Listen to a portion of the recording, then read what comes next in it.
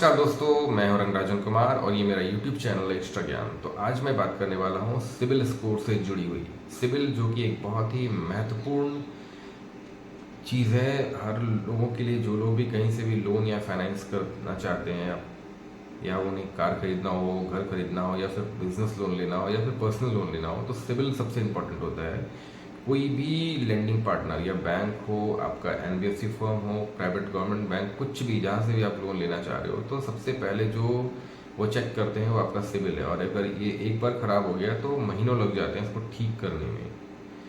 तो उसके regarding RBI ने कुछ नियम बनाए हैं जो कि सभी बैंक से लेकर जो क्रेडिट रेटिंग एजेंसी है उन सभी को फॉलो करना है स्ट्रिक्टली। अगर नहीं फॉलो करते हैं तो उनके खिलाफ जुर्माना लगेगा और साथ ही एक्शंस भी लिए जाएंगे।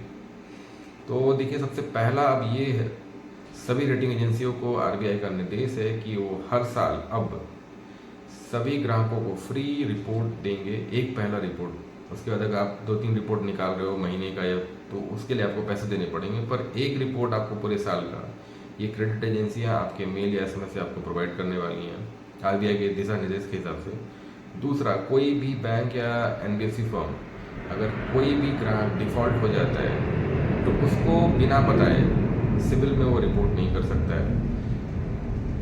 उसे मेल या एसएमएस से ग्राहक को बताना पड़ेगा कि अगर आप लोन का जो भी ड्यूज है उसे आप क्लियर नहीं करते हो तो हम आपके सिबिल में रिपोर्ट करेंगे। तीसरा जो सबसे इम्पोर्टेंट फैक्टर है कि अगर कोई लोन लेने कहीं आप जाते हैं या कोई ऐप से लोन लेना चाह रहे हैं, तो आपका जो सिविल में वो इंक्वायरी करते हैं उसके रिगार्डिंग सभी क्रेडिट एजेंसियों को आपको मेल या एसएमएस से बताना पड़ेगा कि आपके सिविल पे इस कंपनी ने इंक्वायरी किया था।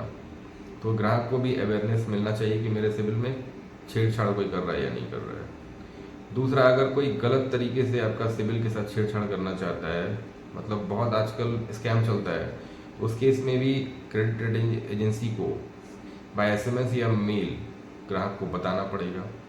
और सबसे इम्पॉर्टेंट बात, 30 दिन का टाइम दिया गया है इन सभी लेंडिंग पार्टनर्स को और क्रेडिट रेटिंग एजेंसी को कि उन्हें ये निपटारा करना पड़ेगा किसी भी ग्राहक का।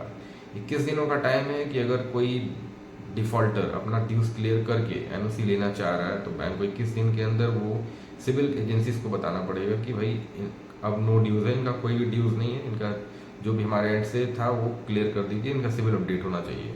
और 9 दिन बचेगा सिविल रेटिंग एजेंसीज का उस रेटिंग को ठीक करने के लिए, जो भी राइट ऑफ ओवर ड्यू जो भी लगा हुआ है उसको पूरा क्लीन करने के लिए। अगर ऐसा नहीं करते हैं 30 दिन के अंदर तो 21 दिन के बाद बैंक के ऊपर 100 रुपये पर डे के हिसाब से जुर्माना लगेगा। ये बैंक, ध्यान देने की बात है कि बैंक एनबीएफसी फर्म सभी के लिए है, 21 दिनों के बाद जुर्माना लगने लगेगा पर डे 100 रुपये।